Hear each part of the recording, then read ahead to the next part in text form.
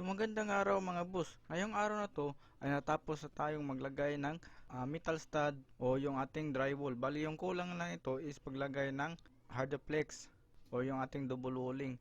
So next naman natin gagawin mga boss ay gagawa tayo ng kisame. So gamit yung metal paring. So yan, nag-layout na tayo dyan mga boss. Nilagyan natin yan ng guhit paikot sa ating bahay. Yan. Lagyan na rin natin yan ng butas mga boss. Yan, napansin nyo yung butas na yan. So nalagyan na rin natin yan ng butas. Yan. So sa ibaba ng butas, nalagyan natin ng guhit mga boss. Para palatandaan natin, dyan tayo magbubutas gamit yung concrete nail sa ating wall angle. So bali yung sukat ng ating concrete nail ay 1 inch. So yan mga boss, simulan natin i-install.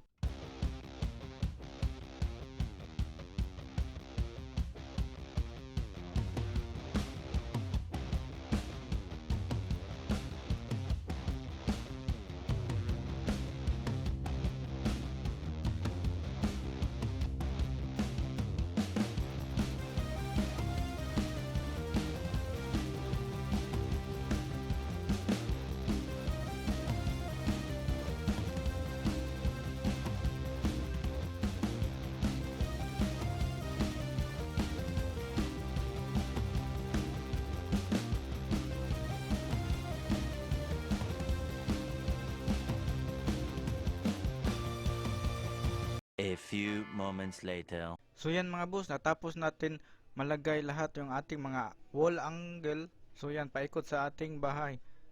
So bali yung sa metal stud, so ikinabit natin yan sa metal stud. So next naman natin gagawin mga boss is maglalagay na tayo ng metal paring.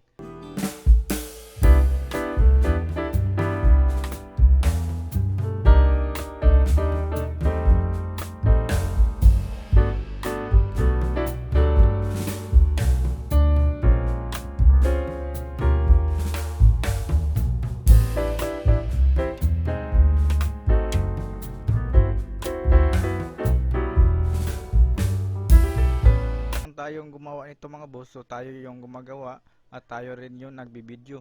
So para-paraan lang tayo mga boss. So bali yung paraan ko is nilagay ko muna lahat yung metal paring sa itaas. So saka ko hatakin tapos i-rebit isa-isa mga boss. So bali yung distansya ng ating metal paring pala mga boss ay 16 inches.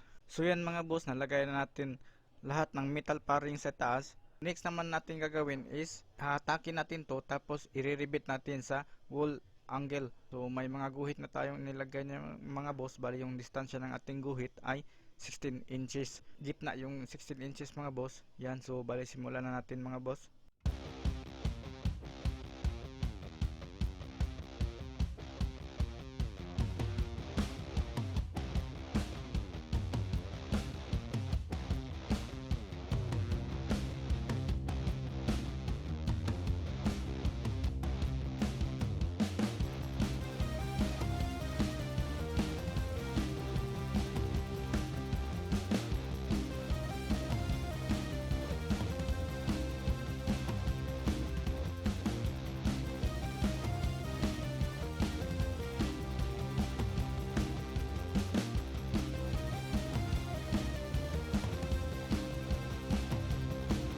So yan mga boss, so bali natapos natin ma-rebit yung isigkadulo ng metal paring. So mali mga boss, yan isigkadulo lang muna yung ating nilagyan ng rebit.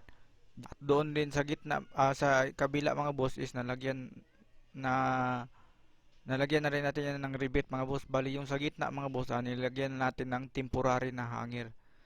So ito nga pala yung ating ilalagay doon sa ating hanger mga boss. Bali doon sa trusses ng bubong mga boss, papunta doon sa ating metal paring. So yan yung gagamitin natin. So natapos na tayo magputol yan mga boss. So yan, nilagay natin sa itaas mga boss yung ating pangpalit sa ating C channel.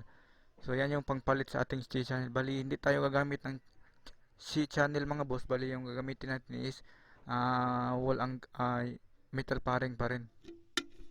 So ito yung binili ko mga boss. Ito yung tinatawag na W clip. Ito yung kiklip sa ating metal paring papunta doon sa ating ginawang C channel. So yung mali lang na ginawa ko mga boss, so bumili ako ng W clip pero metal paring yung ginamit ko. So dapat pag bibili ka ng W clip, so dapat C channel yung gagamitin yung mga boss.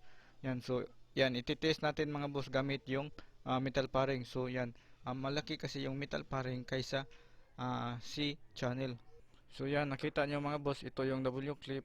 Tapos yung metal paring mga boss yan. So hindi lumagpas yung naka-bend doon sa ating metal paring. So kulang siya mga boss. So kaya ginawa ko mga boss ay linagyan ko ng flat, tapos ayan, hinatak ko ng plies pataas mga boss para masagad yung metal paring sa ibaba. Ganyan. So tapos lalagyan natin ng butas gamit yung barina. Tapos maglalagay na ng rivets. So yan mga boss, para paraan lang tayo mga boss. Yan, so ito na yung finish natin mga boss. So tigi isang rivets lamang to. So bali naka-alternate tayo mga boss sa paglagay ng W clip. Ating hanger mga boss ay iisa, naka-alternate din mga boss. Ngayon, so bali mag-isa lang tayong gumawa diyan mga boss. So nakatatlong hanger na tayo mga boss. So bali tatlo na lang yung kulang mga boss. Yan. So matatapos natin to. Bali DIY lang natin to mga.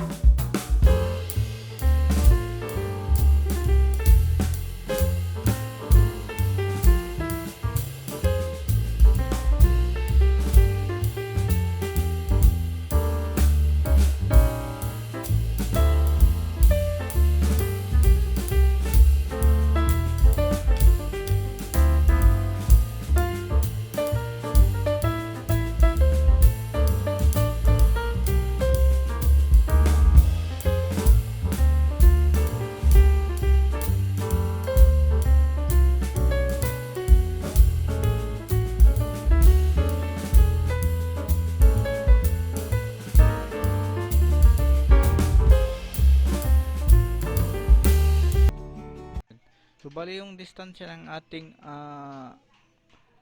metal paring mga boss ay 16 inches sa gitna. Yan mga boss.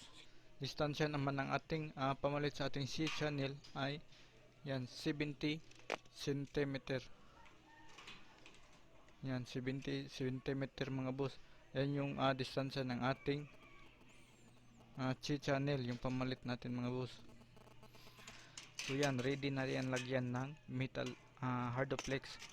So baka bukas mga boss bibili tayo ng hardoplex at i-install natin to. Mas maganda kasi yung hardoplex mga boss kasi heat resistant kasi siya kaysa plywood at saka water resistant. So hanggang dito lang muna mga boss. Maraming salamat sa panonood.